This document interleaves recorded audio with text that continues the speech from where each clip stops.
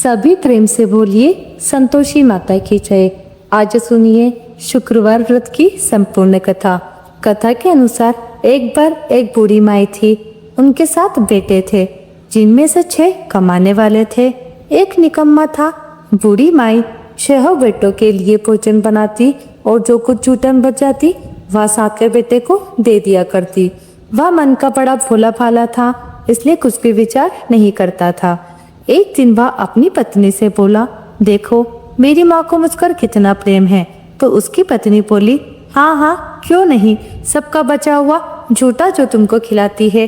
तब वह बोला, नहीं ऐसा नहीं हो सकता, मैं जब तक अपनी आंखों से ना देख लूं मान ही नहीं सकता।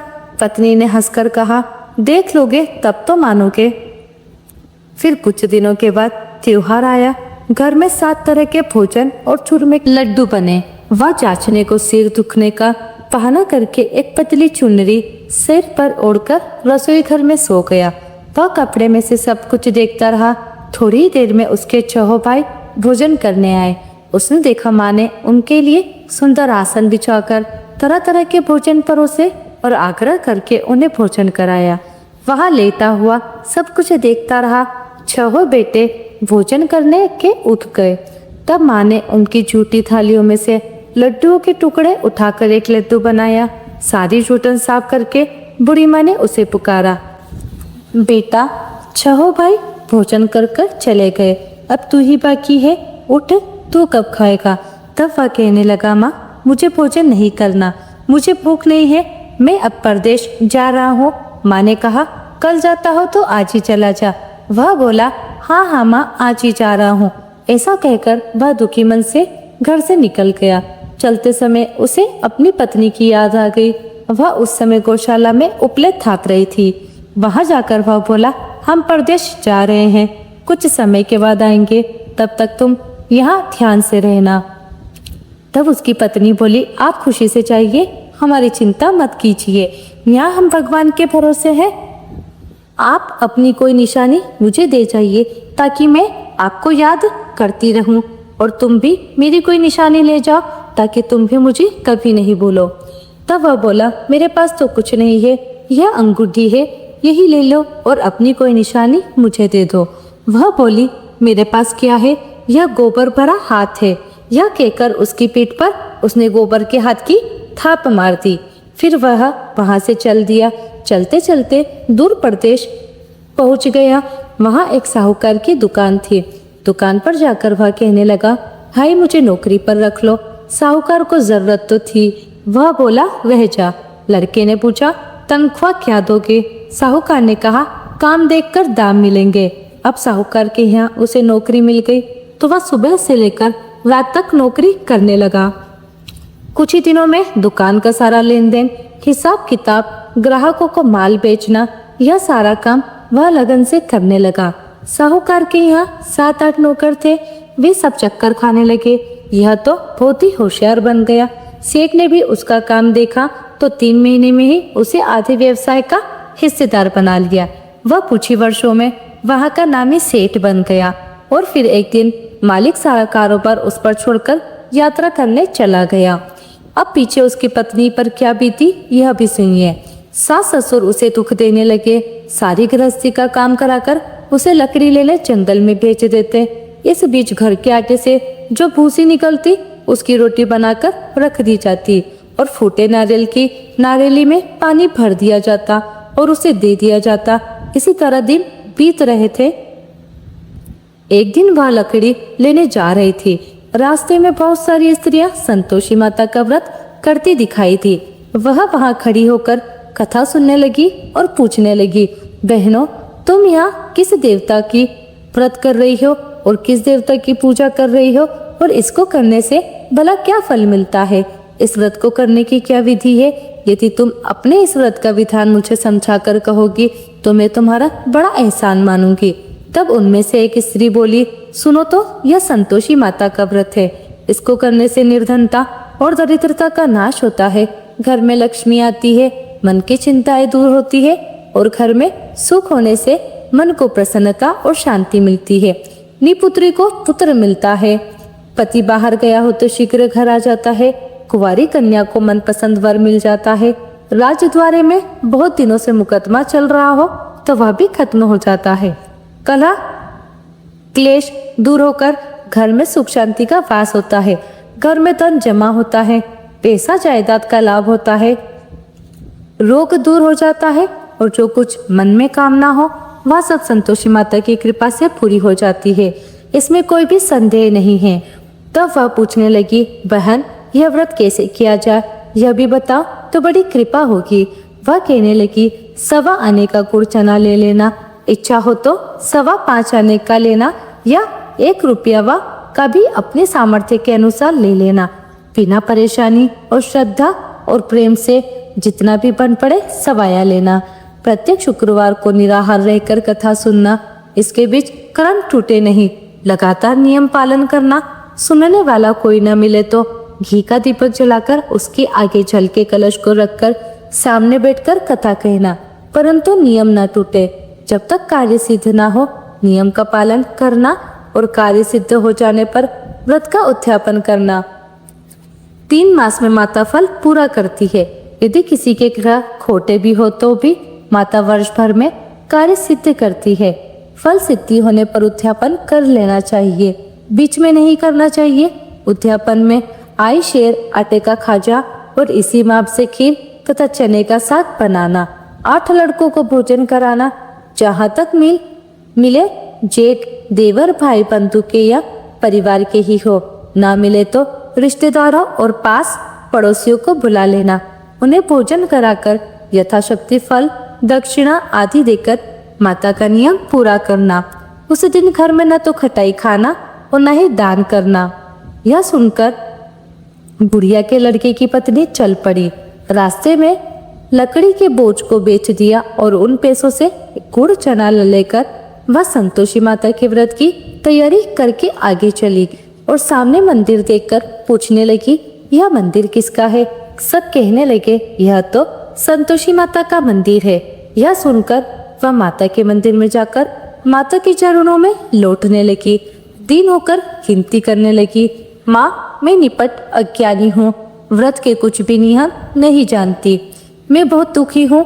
हे माँ, हे जगत जननी, मेरा दुख दूर करो, मैं आपकी शरण में हूँ। उसकी इस विनती को सुनकर संतोषी माता को उस पर दया आ गई। एक शुक्रवार बीता कि दूसरे को उसके पति का पत्र आया और तीसरे शुक्रवार को उसका भेजा हुआ पैसा पहुंचा। यह देखकर जेठ जेठानी मुंह सिकोड़ने लगे, इतने दिनों में इतना पैसा आया, इसमें क्या बढ़ाई। लड़के ताने देने लगे, अब तो काकी के पास पत्र आने लगे, रुपये आने लगे, अब तो काकी की खातिर पड़ेगी, अब तो काकी बोलने से भी नहीं बोलेगी। बेचारी सीधी सादी थी, कहती भैया कागज आवे रुपया आवे, हम सभी के लिए तो अच्छा है। ऐसा कहकर आंखों में आंसू भरकर संतोषी माता के मंदिर में आकर मातेश्वरी के चरणों में गिरकर वह रोने लगी। माँ, मैंने आपसे पैसा कब मांगा? मुझे पैसे से क्या काम है? मुझे तो बस अपने पति से काम है, मैं तो अपने पति के दर्शन मांगती हूँ। तब माता ने प्रसन्न होकर कहा, जा बेटी, तेरा पति भी जल्दी आएगा। यह सुनकर वह खुशी से बावली होकर घर में जाकर काम करने लगी। अब तो संतोषी माता विचार करने लगी, इस भोली पुत्री को मैंने कह तो दिया कि तेरा पति आएगा, पर आएगा कैसे? वह तो इसे स्वप्न में भी याद नहीं करता। अब उसे याद दिलाने की मुझे ही जाना पड़ेगा। इस तरह माताजी उस बूढ़ी माई के बेटे के पास जाकर उसके स्वप्न में प्रकट होकर कहने लगी, साहूकार के बेटे सो रहा है या जाग रहा है? तो वह कहने लगा, माँ सोता भी नहीं जागता भी नहीं, कहो क्या आज्ञा है? संतोषी माता कहने लगी, तेरे घर पर कुछ है कि नहीं?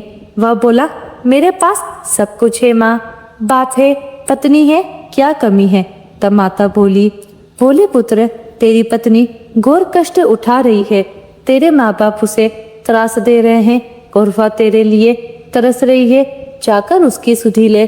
तब वह बोला, हाँ माताजी, यह तो मालूम है, परंतु जाऊं तो जाऊं कैसे? परदेश की बात है, लेन देन का कोई हिसाब नहीं, कोई जाने का रास्ता नहीं आता, कैसे चला जाऊं? माँ कहने लगी, मेरी बात मान, सवेरे नहा धोकर संतोषी माता का नाम ले, घी का दीपक जलाकर दंडवत कर दुकान पर बैठ जा। देखते देखते तेरा सारा लेन देन चुक जाएगा, जमा का माल बिक जाएगा, सांझ होते होते धन का भारी ढेर लग जाएगा। अब सवेरे जल्दी उठकर वह भाई बंधुओं से अपने सपने की बात बताने लगा। सबने उसकी बात को अनसुना कर उसकी खिल्ली उड़ाने लगे। कभी सपने में ये सच होते हैं भला? तब एक व्यक्ति बोला, देख भाई मेरी बात मान, इस प्रकार झूठ साच करने के बदले देवी ने जैसा कहा है वैसा ही करने में तेरा क्या जाता है। अब उन बूढ़े व्यक्ति की बात मानकर वह नहा धोकर संतोषी माता को दंडवत घी का दीपक जलाकर दुकान पर जा बैठा। थोड़ी ही देर में उसने क्या देखा कि देने वाले रुपया लाने लगे, लेने वाले हिसाब लेने लगे। कोठे में भरे सामान के खरीदार नकद दाम दे देकर सौदा करने लगे। शाम तक धन का भारी ढेर लग गया। मन में माता का नाम लेकर चमत्कार देखकर प्रसन्न होकर घर जाने के लिए गहना कपड़ा सामान खरीदने लगे। यहाँ के सारे काम से निपटकर वह तुरंत घर को रवाना हुआ। उधर उसकी पत्नी बेचारी जंगल में लकड़ियां लेने गई। लौटते समय माताजी के मंदिर में वह रुककर विश्राम करने लगी। वह तो उसकी प्रतिदिन रुकने का जो विश्राम स्थान ठहरा, वहां पर धूल उड़ती देखकर उसने माता से पूछा, हे माता, यह धूल कैसे उड़ रही है? तब माता कहने लगी, हे पुत्री, तेरा पति आ रहा है। अब तू ऐसा कर, लकड़ियों के 3 बोझ बना ले। एक गट्ठर को नदी के किनारे रख और दूसरा मेरे मंदिर पर और तीसरा गट्ठर अपने सिर पर रख। तेरे पति को लकड़ियों का गट्ठर देखकर मोह पैदा होगा, वो यहाँ रुकेगा, नाश्ता पानी खाकर माँ से मिलने जाएगा। तब तू लकड़ियों का गट्ठर उठाकर जाना और चौक में गट्ठर डालकर जोर से आवाज लगाना, लो सासू जी, लकड़ियों का गट्ठर लो, भूसे की रोटी दो, नारियल के खोपड़े में पानी दो, आज मेहमान कौन आया है? बहुत अच्छा माता जी। ऐसा संतोषी माता से कहकर वह प्रसन्न मन से लकड़ियों के 3 गट्ठर ले आई। एक नदी के किनारे पर और एक माता जी के मंदिर पर रख दिया। इतने में ही मुसाफिर आ पहुंचा। सूखी लकड़ियां देखकर उसकी इच्छा उत्पन्न हुई कि हम यहीं पर विश्राम करें और भोजन बना खाकर फिर गांव जाएं। इसी तरह रुककर भोजन बनाकर विश्राम करके वह गांव को गया। सबसे बड़े प्रेम से मिला। उसी समय सिर पर लकड़ी का गट्ठर लिए उसकी उतावली सी पत्नी आ गई। लकड़ियों का भारी बोझ आंगन में डालकर उसने जोर से 3 आवाजें लगाई, लो सासू जी, लकड़ियों का गट्ठर लो, भूसे की रोटी दो, आज मेहमान कौन आया है? यह सुनकर उसकी सास बाहर आकर अपने दिए हुए कष्टों को भुलाने के लिए कहने लगी, बहू ऐसा क्यों कहती है? तेरा पति ही तो आया है। आ बैठ, मीठा भात खा, भोजन कर, कपड़े गहने पहन। उसकी आवाज सुनकर उसका पति बाहर आया। उसके उंगली में अंगूठी देखकर वह व्याकुल हो गया, क्योंकि उसकी कमजोर हालत को देखकर वह उसे पहचान नहीं पाया था। माँ से पूछने लगा, माँ यह कौन है? माँ ने कहा, बेटा यह तेरी पत्नी है। आज पूरे 12 वर्ष हो गए जब से तू गया है, तब से यह गांव में जाकर जानवर की तरह भटकती फिरती है। घर का कोई कामकाज कुछ नहीं करती, 4 पहर आकर खा जाती है। अब तुझे देखकर भूसे की रोटी और नारियल की खोपड़े में पानी मांग रही है। तब वह लज्जित और दुखी होकर बोला, ठीक है माँ, मैंने इसे भी देखा और तुम्हें भी देखा है। अब दूसरे घर की चाबी दो, मैं उसी में रहूंगा। माँ बोली, ठीक है बेटा, जैसी तेरी मर्जी हो सो कर। ऐसा कहकर चाबी का गुच्छा उसने पटक दिया। उसने चाबी लेकर दूसरे मकान की 3री मंजिल का कमरा खोलकर सारा सामान जमाया। एक दिन में राजा के महल जैसा ठाट बाट बना दिया। अब क्या था, पत्नी सुख भोगने लगी। इतने में ही अगला शुक्रवार आया। उसने अपने पति से कहा, मुझे संतोषी माता के व्रत का उद्यापन करना है। उसका पति बोला, अच्छा, खुशी खुशी कर लो। अब वह उद्यापन की तैयारियां करने लगी। जेठानी के लड़कों को भोजन के लिए कहने गई। उन्होंने मंजूर किया, परंतु पीछे से जेठानी ने अपने बच्चों को सिखा दिया। बोली, देखो भोजन के समय सभी लोग खटाई मांगना, जिससे उसका उद्यापन पूरा ना हो। लड़के जिमने आए, खीर भोजन सब कुछ पेट भर कर खाया, परंतु बाद में खाते ही कहने लगे, काकी काकी हमें खटाई दो, खीर खाना हमको नहीं भाता। देखकर मन अजीब सा हो रहा है। वह कहने लगी, भाई खटाई किसी को नहीं दी जाएगी, यह तो संतोषी माता का प्रसाद है।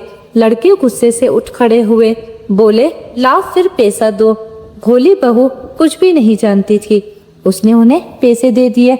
लड़के उसी समय हटके इमली खटाई लेकर खाने लगे। यह देखकर संतोषी माता ने बहू पर खूब कोप किया। संतोषी माता के कोप के कारण राजा के दूत आए और उसके पति को पकड़कर ले गए। जेठ जेठानी मनमाने वचन कहने लगे, लूट लूट कर धन इकट्ठा करके लाया है, अब सब मालूम पड़ जाएगा जब जेल की मार खाएगा। पत्नी से यह वचन सहन नहीं हुए। रोती हुई वह फिर से माता जी के मंदिर गई, हाथ जोड़कर कहने लगी, हे संतोषी माता, यह आपने क्या किया? हंसाकर अब अपने भक्तों को रुलाने लगी। माता बोली, बेटी तूने उद्यापन करके मेरा व्रत भंग किया है, इतनी जल्दी सारी बातें भुला दी। वह कहने लगी, माता भूलती तो नहीं, ना ही कुछ अपराध किया है, मैंने तो भूल से लड़कों को पैसे दे दिए थे, उन्होंने ले जाकर खटाई खा ली, मुझे क्षमा करो माँ, मैं फिर से आपका उद्यापन करूंगी। माँ बोली, लेकिन अब भूल मत करना। वह बोली, अब भूल नहीं होगी माँ, यह बताइए वे कैसे आएंगे? माँ बोली, जा पुत्री, तेरा पति तुझे रास्ते में आता मिलेगा। वह निकल गई। रास्ते में उसका पति उसे आता हुआ मिला। पूछने लगी, तुम कहाँ चले गए थे? तो पति बोला, इतना धन जो कमाया है उसका कर राजा ने मांगा था, वही देने गया था। तब वह प्रसन्न होकर बोली, भला हुआ, अब घर को चलो। वे दोनों घर गए। कुछ दिनों के बाद फिर शुक्रवार आया। तब वह बोली, मुझे फिर से माता का उद्यापन करना है। पति ने कहा, कर लो। बहू फिर से जेठ के लड़कों को भोजन के लिए कहने गई। जेठानी ने एक तो बातें सुनाई और सभी लड़कों को सिखाने लगी कि तुम सब लोग पहले की ही तरह खटाई मांगना। अब लड़के भोजन से पहले ही कहने लगे, हमें खीर नहीं खानी, हमारा जी बिगड़ता है, कुछ खटाई खाने को दो। वह बोली, खटाई किसी को नहीं मिलेगी, आना हो तो आओ। वे नहीं आए तो ब्राह्मणों के लड़कों को बुलाकर वह उन्हें भोजन कराने लगी। यथाशक्ति दक्षिणा की जगह एक एक फल उन्हें दे दिया, जिससे संतोषी माता प्रसन्न हुई। माता की कृपा होते ही 9वें मास में उसके चंद्रमा के समान सुंदर पुत्र प्राप्त हुआ। पुत्र को पाकर वह प्रतिदिन माता जी के मंदिर को जाने लगी। माँ ने सोचा, यह तो रोज आती है, आज क्यों ना इसके घर मैं चलूं, जाकर इसका आसरा तो देखूं। यह विचार कर माता ने भयानक रूप बनाया। गोड़ चने से सना मुख, ऊपर सुंडे के समान होठ, जिस पर असंख्य मक्खियां भिन भिन कर रही थी। दहलीज पर पैर लगते ही उसके साथ चिल्लाने लगी, देखो रे देखो, कोई चुड़ैल टाकनी चली आ रही है, अरे लड़को इसे भगाओ, नहीं तो यह किसी को खा जाएगी। लड़के भगाने लगे, चिल्लाकर खिड़की दरवाजे बंद करने लगे। बहू रोशनदान में से सब देख रही थी। वह प्रसन्नता से पगली बनकर चिल्लाने लगी, आज तो मेरे भाग खुल गए, आज तो मेरी माताजी मेरे घर आई है। वह अपने बच्चे को दूध पीने से हटाने लगी। इतने में ही सास का क्रोध फट पड़ा। वह बोली, अरे पगली, क्या देखकर उतावली हुई है जो बच्चे को पटक दिया? वह बोली, सासू माँ, मैं जिनका व्रत करती हूँ यह वही संतोषी माता है। इतना कहकर चट से उसने सारे खिड़की दरवाजे खोल दिए। फिर तो सबने माता जी के चरण पकड़ लिए और विनती करके कहने लगे, हे माता, हम मूर्ख हैं, अज्ञानी हैं, आपके व्रत की विधि हम नहीं जानते, व्रत भंग करके हमने बड़ा अपराध किया है। हे जगन माता, आप हमारे अपराध क्षमा करो। उनके इस प्रकार विनती करने पर संतोषी माता प्रसन्न हुई। बहू को प्रसन्न होकर जैसा फल दिया वैसे ही हे संतोषी माता सबको देना। जो भी आपकी कथा पढ़े या सुने और हुकारा भरे, उसके सारे मनोरथ पूर्ण करना। सभी प्रेम से बोलिए, संतोषी माता की जय। कथा यही समाप्त होती है। अब सभी प्रेम से सुनिए संतोषी माता की आरती।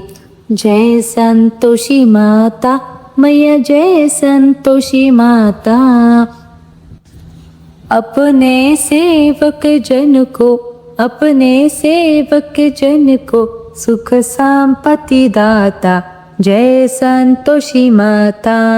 सुंदर चीर सुनहरी माँ धारण कीनो, मैया माँ धारण कीनो। हीरा पन्ना दम के तन श्रृंगार लीनो। ओम जय संतोषी माता। लाल छटा छवि बदन कमल पर सोहे, मैया कमल सोहे। मंद हसत करुणामय त्रिभुवन जन मोहे। जय संतोषी माता। स्वर्ण सिंहासन बेटी चवर ढुरे प्यारे, मैया चवर ढुरे प्यारे। धूप दीप मधुमेवा भोग धरे न्यारे। ओम जय संतोषी माता। गुड़ अरुचना परम प्रिय तामे संतोष किए, मैया तामे संतोष किए। संतोष कहलाई भगतन वे भवतिये। जय संतोषी माता। शुक्रवार प्रिय मानत आज दिवस सोही, मैया आज दिवस सोही। भक्त मंडली छाई, भक्त मंडली छाई, कथा सुनत मोही। ओम जय संतोषी माता। मंदिर जगमग ज्योति मंगल ध्वनि छाई, मैया मंगल ध्वनि छाई। विनय करे हम बालक चरणन सिर नाई। ओम जय संतोषी माता। भक्ति भावमय पूजा अंगीकृत कीजिए, मैया अंगीकृत कीजिए। जो मन बसे हमारे इच्छित फल दीजिए। ओम जय संतोषी माता। दुखी दरिद्र रोगी संकट मुक्त किए, मैया संकट मुक्त किए। बहु धन धान्य भरे घर सुख सौभाग्य दिए। ओम जय संतोषी माता। ध्यान धयो जिस जन ने मन वांछित फल पायो, मैया मन वांछित फल पायो। पूजा कथा श्रवण कर घर आनंद आयो। जय संतोषी माता। शरण गहे की लज्जा रखियो जगदम्बे, मैया रखियो जगदम्बे। संकट तू ही निवारे दयामयी अम्बे। ओम जय संतोषी माता। संतोषी माता की आरती जो कोई नर गावे, मैया जो कोई नर गावे। रिद्धि सिद्धि सुख संपत्ति जी भर कर पावे। जय संतोषी माता। जय संतोषी माता, मैया जय संतोषी माता। अपने सेवक जन को सुख संपत्ति दाता। ओम जय संतोषी माता। जय माता दी।